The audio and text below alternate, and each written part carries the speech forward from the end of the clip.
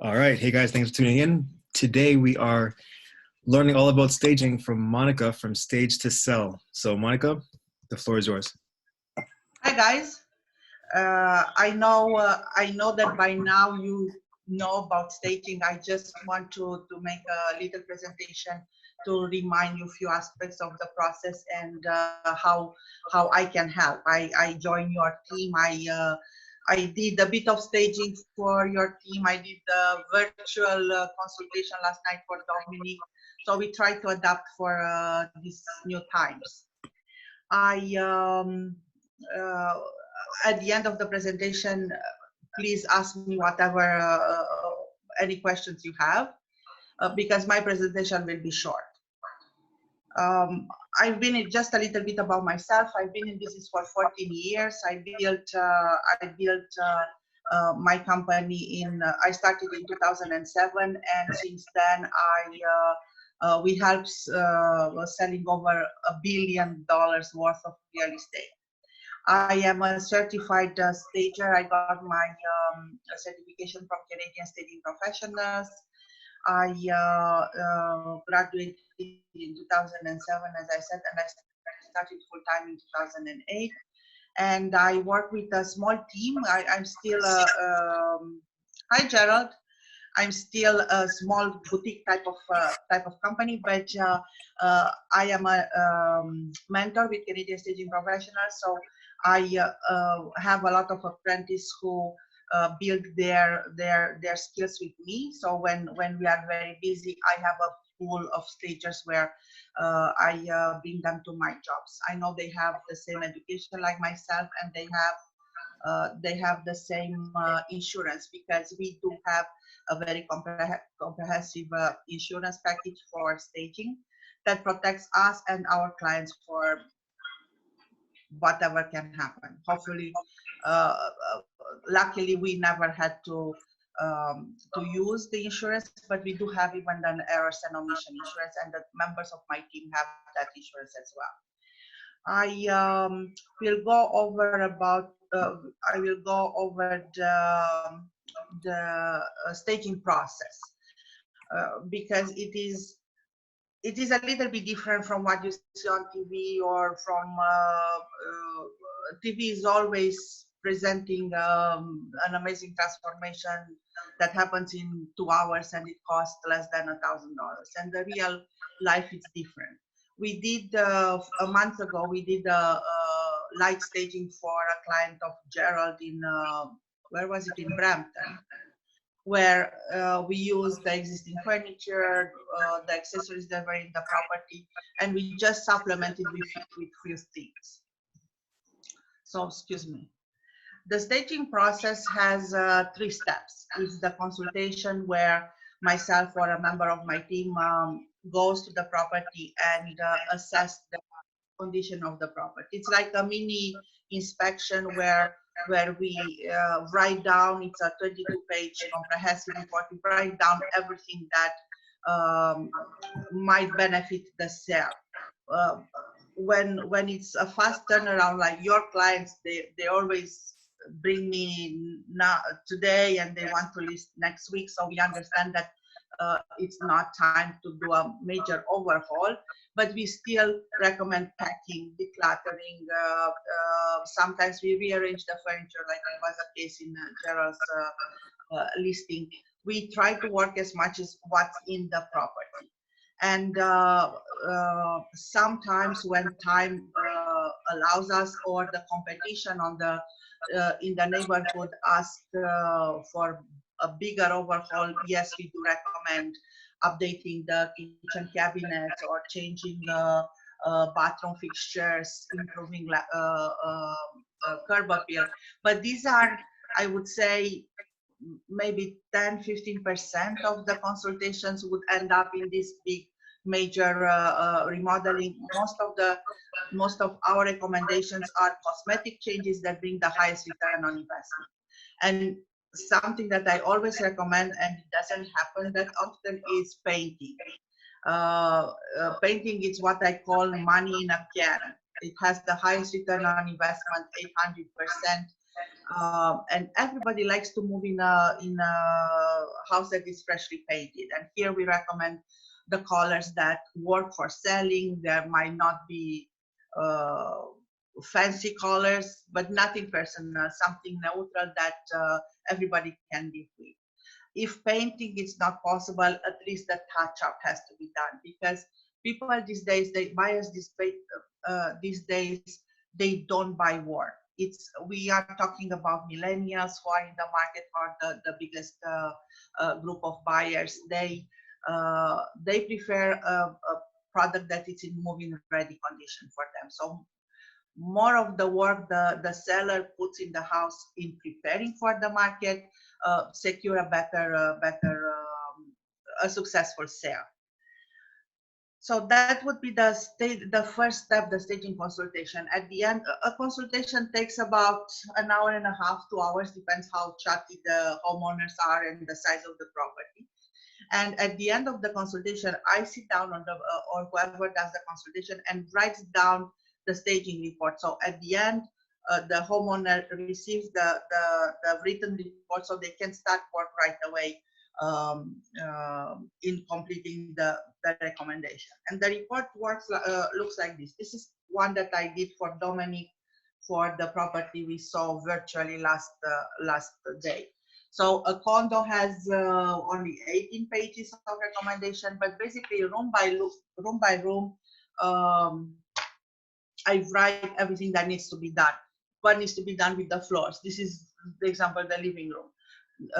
The floors with the walls and doors, ceiling, windows, stuff. And here it's a place where I customize for the information for the property. Here we discuss about moving borrowing furniture from one space that would look better in the living room. Dominic, remember we talked about the sideboard from the dining room that was blocking the view. It was right in front of the window and would have looked much better, and it would make more of a balanced room if it was moved in the living room. It's a very comprehensive report. I get very good comments because it's an action plan. Keeps sellers organized, and they don't get overwhelmed of a lot of things that need to be done. And by the way, the picture that it's on this slide, it's usually how I get to see the bedrooms, and people live real lives. It's not TV. So the next picture will be the end result. The picture is a little bit overexposed by the photographer. I don't know why, but just see the messy room. Here we recommend, of course, to clean the carpet, to use a better bedding, but we use the existing furniture. And if you see, this picture shows the end result, where we try to work as much as possible with the homeowners' furniture and decor, and we just supplement with our pieces. Sometimes it's just decor.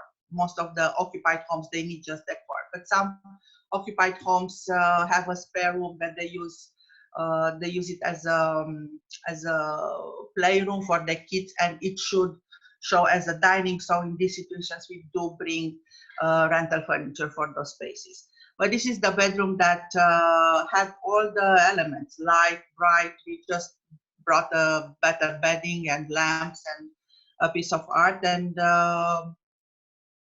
it looked much better for the pictures. I don't know why the photographer chose to do a black and white and overexpose the pictures. The second step in the staging process is the work that we recommend, and sometimes it's just packing, decluttering, and cleaning. Sometimes it's the painting. We do have resources to help the sellers. We recommend them to do the packing because they know exactly what they need to have around for the next 2-3 months until the property closes. Or when we work with seniors and they don't have the strength to do it themselves, then we provide. I work with a professional organizer who specializes for seniors. Most of the packing, in my experience, I would say 98% of the packing and decluttering is done by the seller.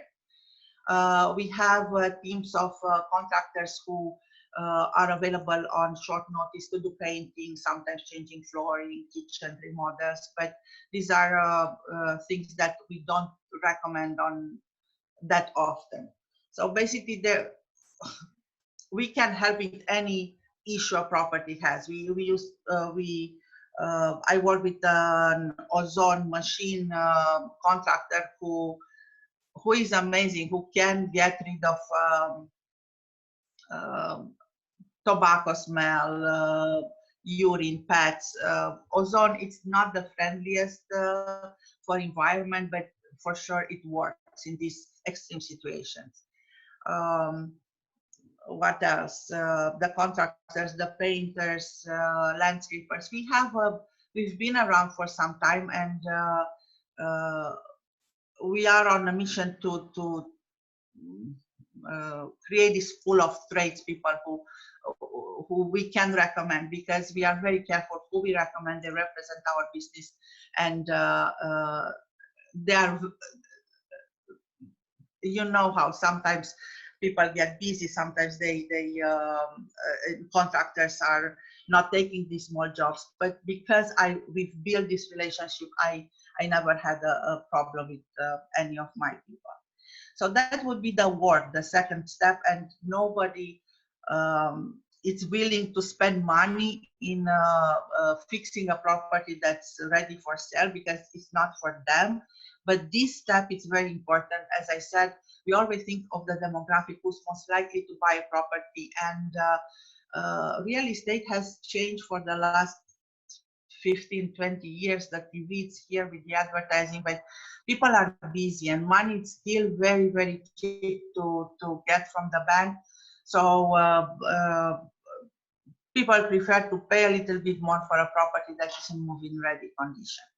So after all the work is done, like the cleaning, the packing, decluttering, remodeling, it's done, then the property is ready for us to come, bring our accessories that match the style of the existing pieces in the property, and we showcase the property. And we don't make pretty rooms. We always think of maximizing the traffic flow, visual flow, to make people curious to navigate the home, to minimize the flaws by accentuating the feature, the selling feature of the house. It's staging. It's an art, but also it's a science on balancing these components of a property. And we never hide hide a damaged floor, for example, with the carpet, because it's not.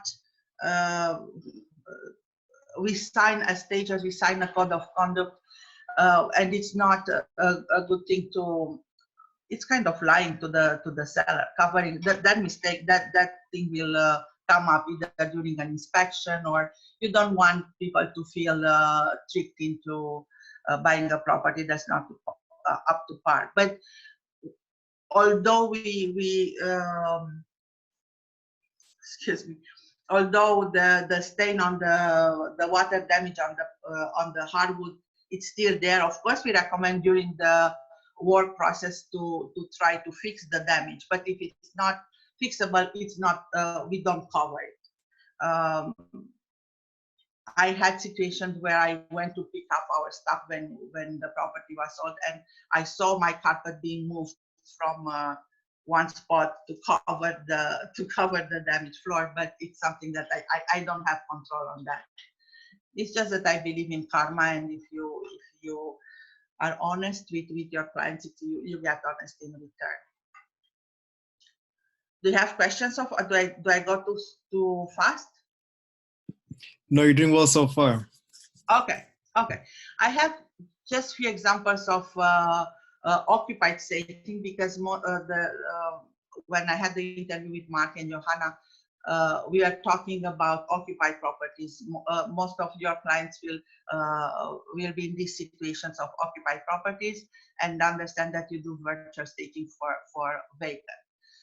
So this is an example. It was a den in a condo somewhere downtown. They had the right elements, and the den was quite a fair share size. But the picture on the corner top left is the before picture. The owner attempted a bit of a staging, and the picture on the right is how the den looked after we staged. So we create a place to study and a place to sleep, because dens now in downtown dens um, are thought for subletting potential. So somebody can study and work if it's a student at the U of T.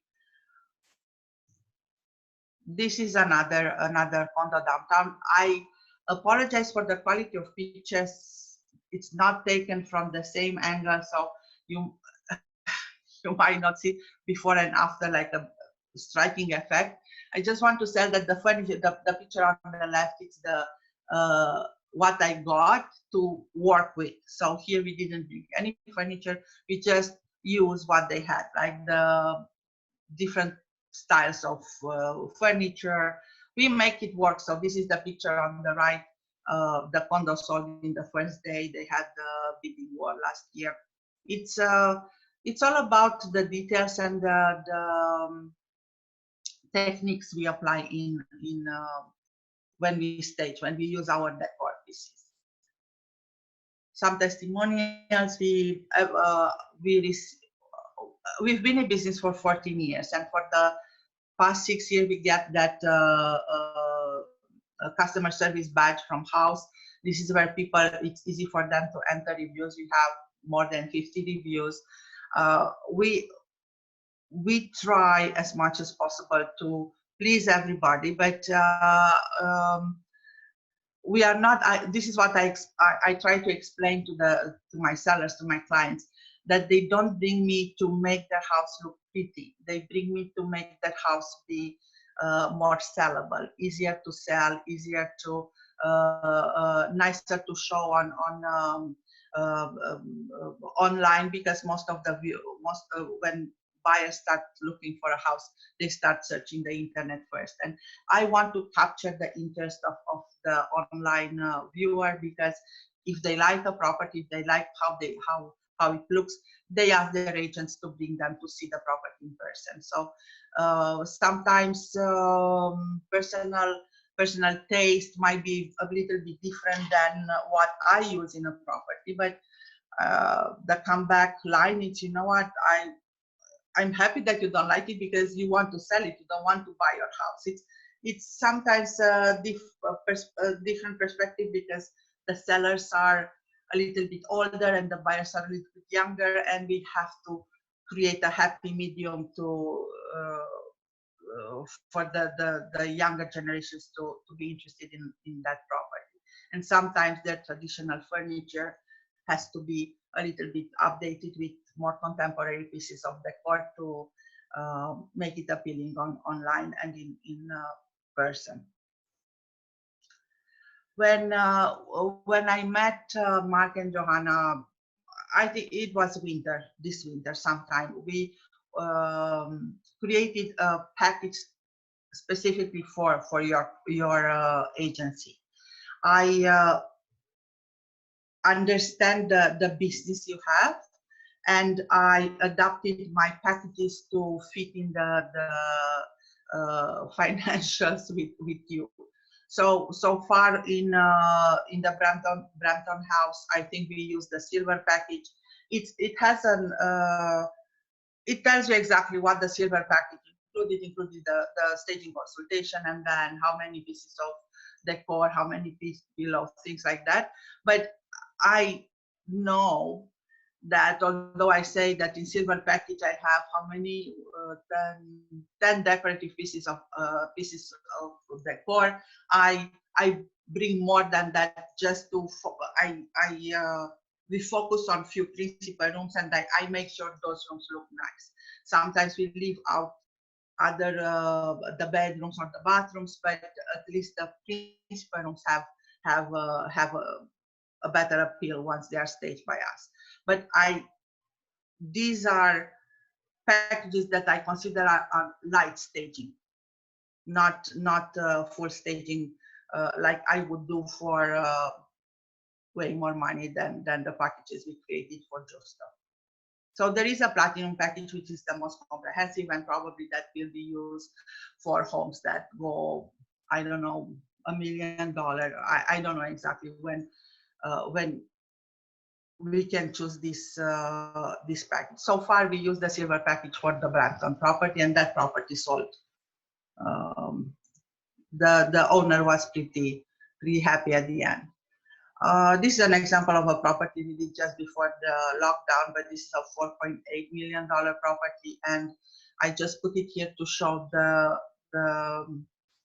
quality of pieces that we bring in a luxury property as compared to a regular under $1 million property. We can call it a regular property.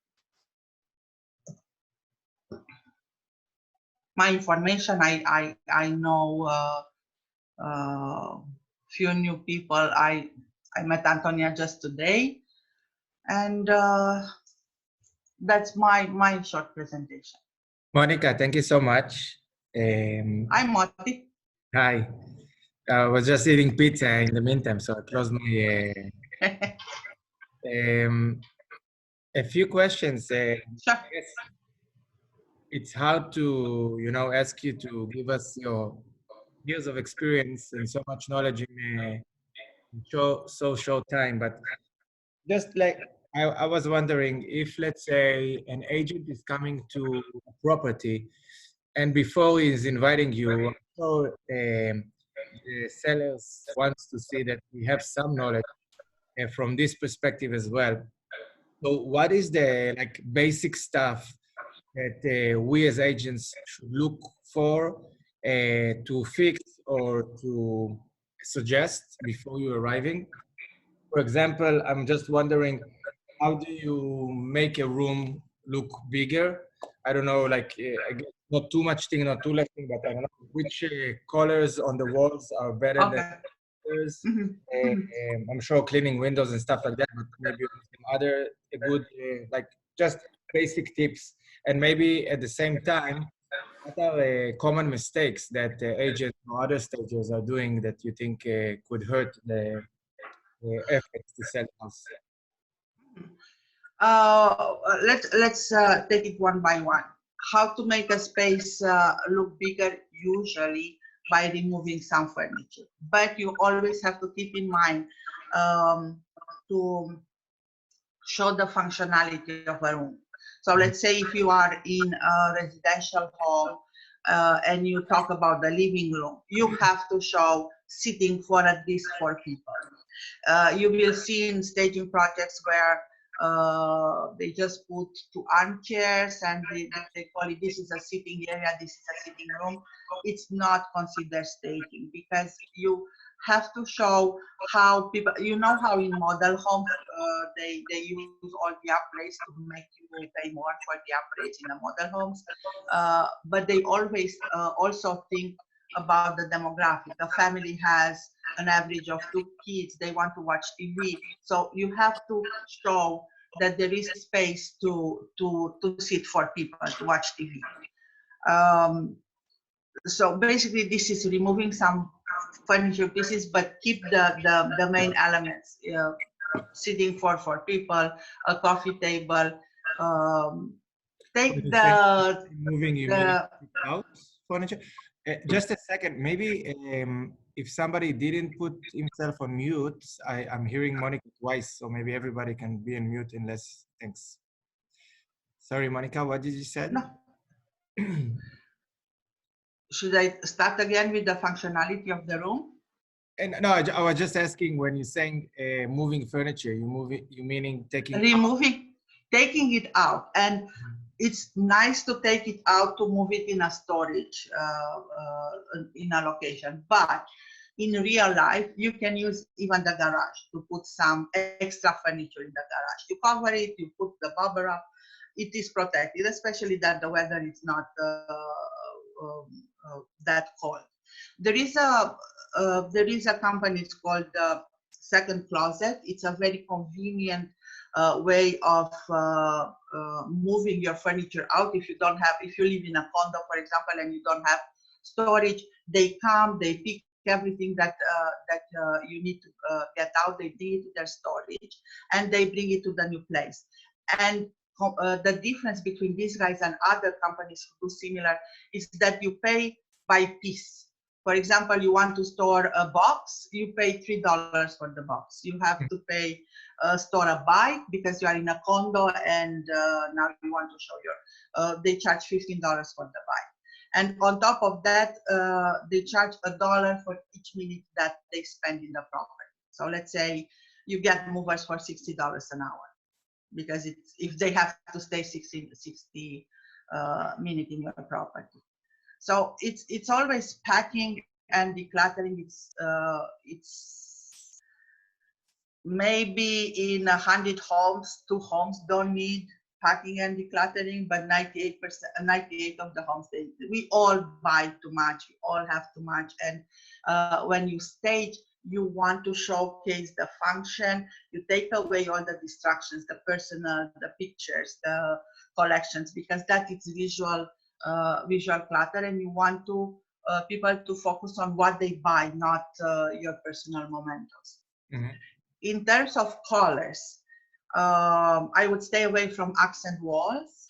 I would stay away from wallpaper, although wallpaper has a big comeback, and sometimes an accent wall in a bedroom or in the living room looks nice. It's a little bit too personal and some buyers might not like it because they have a bad experience removing all the wallpaper, and they remember how they damaged the wall and what needs to be, how much work you have to put after. So I would stay away from that. I would stay away from strong accent colors, and I would use the neutrals like, gray was all the hype for the last 4 years. Now I see a move towards beige. So what I recommend, one color that I recommend a lot, is agreeable beige. It's kind of a combination between gray and beige. It's a warmer color, but it's light enough to look well on a northern exposure, southern exposure. Some condos look really nice just in white. Mm-hmm. Because it's a condo, it's a different demographic. You can work with a nice black and white palette, like the picture on the left. It's just a black and white. It's that for a 4.8 million home, they choose to do white. Bright colors also get the feeling of a bigger room, no, than darker. I think. Yes and no, depends on, here we get into the theory of color and depends on the exposure. The dark color are a little bit too personal. And people don't know that, the cheapest way to spruce up a place is buy a can of paint. And if you made a mistake in choosing the color, you buy another can of paint and you can paint. It's work, and people stay away from work. And it's the first thing that impacts a buyer when they come in a house. I had the house with the living room painted in forest green. It was a really dark color. And the seller didn't want to paint, and we staged it, and it didn't sell. And then I convinced him to paint just the living room, and it sold right away. And he said, "Oh, I wish I knew before." Yeah, this is why you hire me and you pay me to do a consultation to listen to me. So stay away from whatever it's too personal. That's my advice. You use in the 90s, you have those red dining rooms, because red is a good color to increase appetite. It's considered an old color, or the earthy tones in the 2000. So simple, lighter, it's always brighter. All right, guys, we have 7 minutes left. We may have time for one more quick question. Anyone else have any more? if not, I guess maybe we can talk about mistakes that stagers or agents are doing when they're helping to stage the house. Or Oh, I know a mistake. I know a mistake. The number one mistake an agent can make is to not to not have a stager in their group. Joking aside, I feel that agent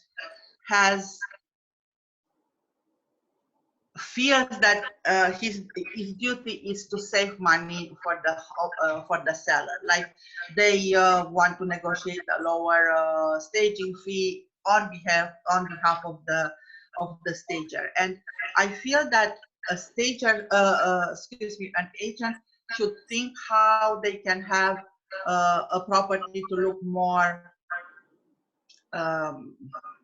attractive on the market, because saving money and recommending a seller to not stage their house might come in a longer time on the market. That means property taxes, mortgages, extra payments. So I would think an agent's mistake to just try to negotiate a better deal for the seller sometimes can go wrong. And the big pet peeve of mine is when an agent, because they want to save the money for the seller, they do the staging themselves. And I know in Canada agents are not that, but in States, oh God, there is a site that it says bad MLS pictures, and you go and you see dining table staged with plastic cups, and basically, you know what I want to say, do what you do best and hire the rest. Each one has agents don't have knowledge of color, theory of color. The same color can look very dark on a northern exposure, or very bright on a southern exposure. Sometimes they don't use they don't work well with the scale because they want to use the furniture that they already have. I would say each agent should partner with a stager, with a professional stager. All right, Monica, we definitely appreciate that. I think do what you do best and hire the rest is a good place to finish off. It's a great place to keep in mind. Now, guys, if you have any more questions for Monica, her contact information is on the screen. Her email address and phone number are there. Monica, thank you very much for your time. We appreciate your information and sharing with us today. Thank you so much, and nice meeting you guys. Thank you. Marty and Antonia. And I will look for the, can you send me an email so I can reply for the information for your friend? Of course, Sure. of course. Thank you. Thank you so much. Perfect. Thanks, Monica. All right, Thank you. Talk to you. Thanks. Have a good day. Take care.